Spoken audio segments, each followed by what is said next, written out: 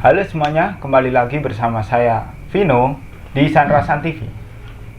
Malam ini saya akan membahas salah satu mitologi Yunani. Jika kalian pernah melihat atau menonton film Clash of the Titan, mungkin tidak asing lagi dengan salah satu karakter ini. Ya, Perseus. Perseus adalah salah satu anak dewa, yaitu Zeus. Dan malam ini saya akan membahas tentang Perseus. Oke, langsung saja ke pembahasannya. Kisah ini dimulai dari seorang pria yang bernama Akrisios, Raja Argos. Akrisios menikahi seorang wanita yang bernama Aganipe. Lalu dia bertanya pada Oracle Delphi, seorang peramal di masa dulu.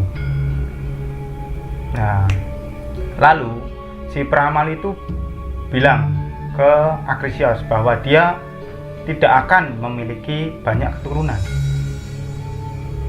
Setelah itu, akhirnya dia memiliki satu keturunan, seorang putri yang bernama Danae. Dan setelah itu, si Akrisios ini bertanya lagi ke Oracle Delphi.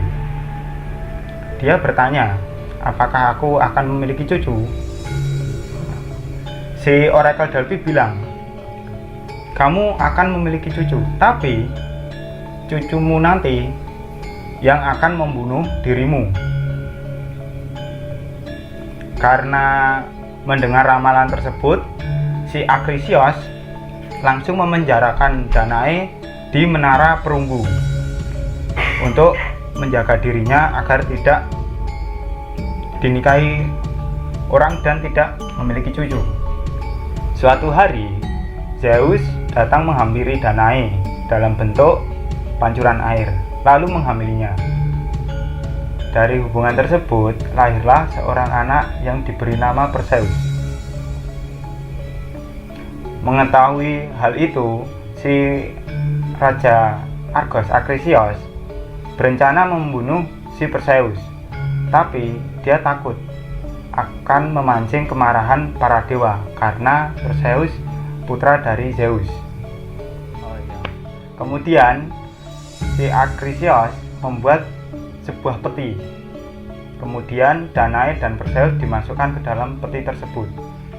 Lalu Akrisios membuangnya ke laut.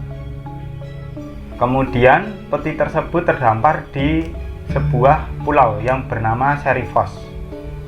Peti itu ditemukan oleh seorang nelayan yang bernama Diktis.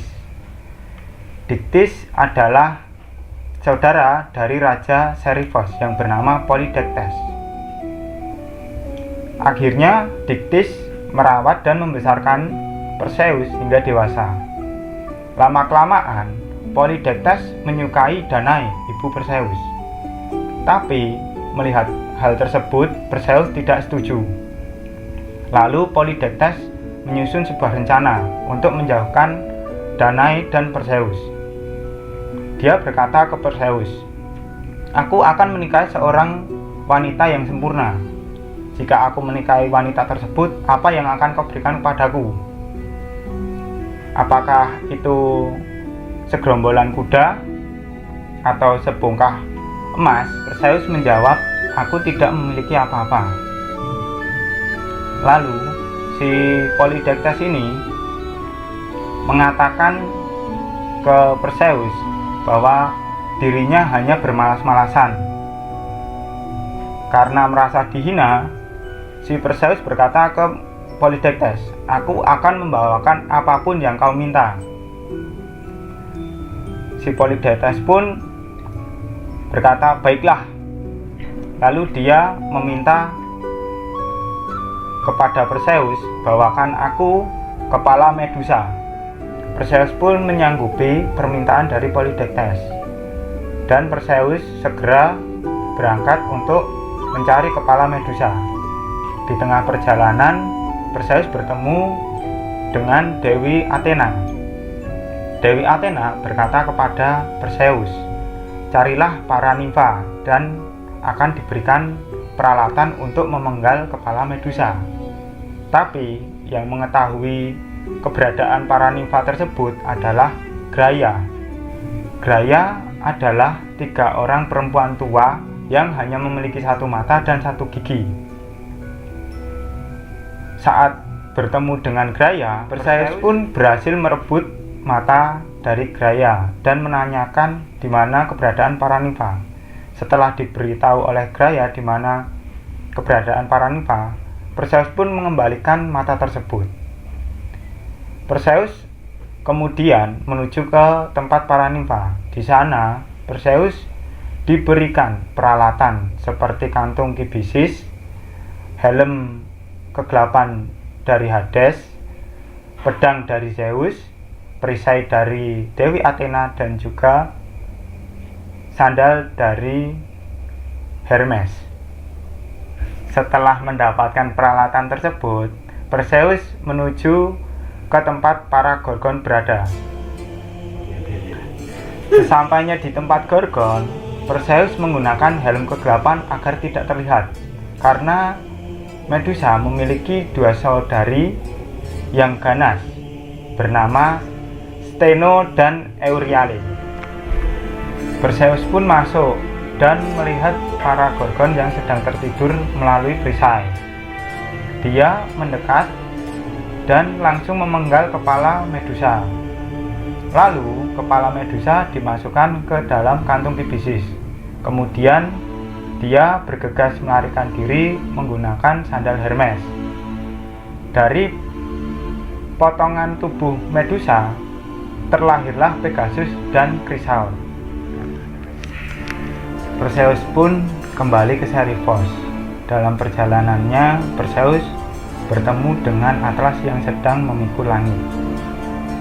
Merasa kasihan, Perseus menunjukkan kepala Medusa kepada Atlas. Dia merubah Atlas menjadi batu agar tidak merasa lelah.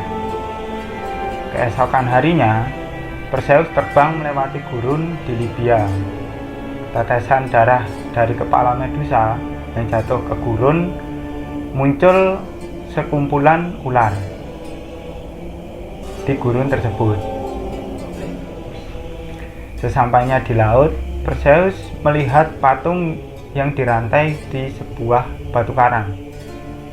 Setelah dicermati, patung tersebut adalah seorang wanita. Perseus pun mendekati wanita tersebut. Wanita itu bercerita bahwa dirinya adalah Andromeda, anak dari Cepheus dan Cassiopeia. Cassiopeia pernah menyombongkan kecantikan Andromeda kepada para Nereid. Nereid pun marah dan melaporkan hal tersebut kepada Poseidon.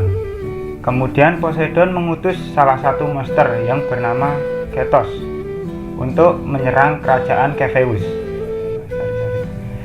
Cepheus pun berkonsultasi kepada Oracle.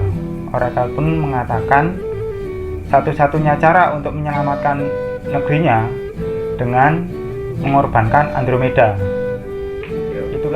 Itulah sebabnya mengapa Andromeda dirantai di sebuah karang agar dimangsa oleh monster itu. Selesai bercerita, muncullah monster Ketos. Perseus pun bertarung melawan monster itu.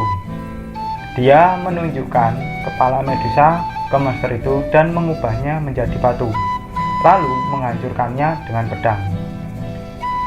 Andromeda pun dibebaskan dan diantarkan ke ayahnya. Perseus pun meminta izin kepada ayahnya untuk menikahi Andromeda. Setelah itu, Cepheus mengadakan sebuah pesta besar untuk Perseus dan Andromeda. Tapi pesta itu diganggu oleh Phineus. Phineus adalah lelaki yang sebelumnya sudah dijodohkan dengan Andromeda. Peperangan pun terjadi antara Perseus dan Phineus. Perseus pun menyuruh pasukannya untuk menutup mata saat berperang. Dan Perseus pun mengeluarkan kepala Medusa, yang otomatis mengubah Phineus beserta pasukannya menjadi batu. Perseus dan Andromeda kemudian menikah dan memiliki seorang anak yang bernama Perseus. Perseus dan Andromeda kembali menuju Seriphos. Di sisi lain, Perseus ditinggal untuk melanjutkan tahta Kepheus.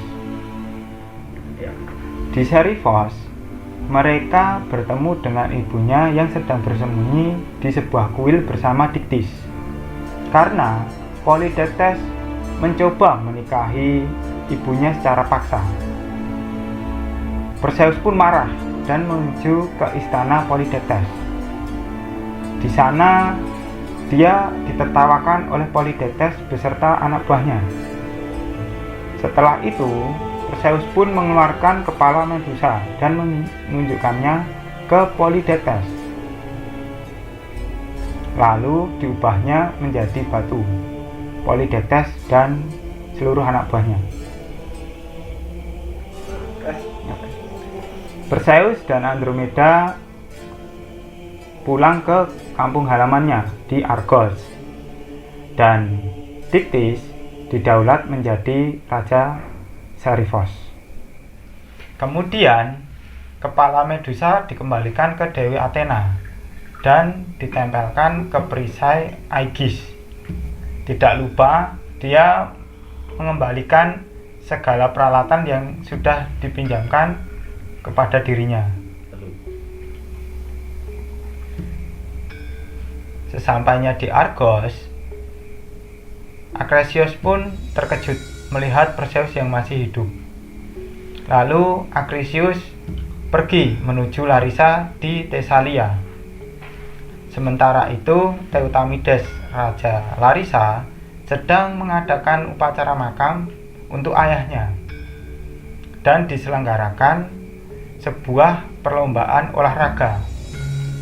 Perseus pun mengikuti kakeknya sampai Larissa, dan dia ikut serta dalam perlombaan lempar cakram.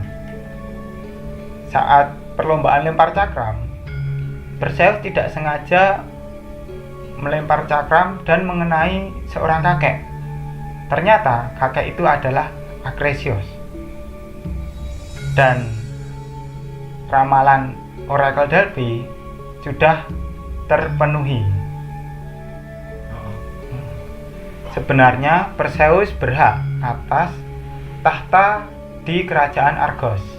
Namun, karena dia merasa malu telah membunuh Akresios, dia menukarkannya dengan kerajaan pamannya, Megapentes di Tirim.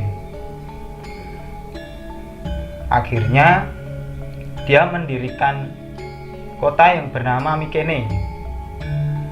Dan kota itu katanya menjadi lebih maju daripada Tirim.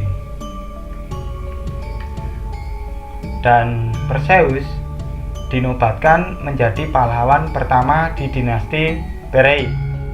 Setelah Perseus dan Andromeda meninggal, para dewa menetapkannya menjadi rasi bintang beserta kedua orang tua Andromeda.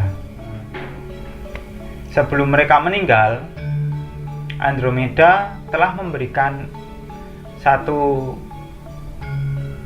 anak putri dan 5 anak putra.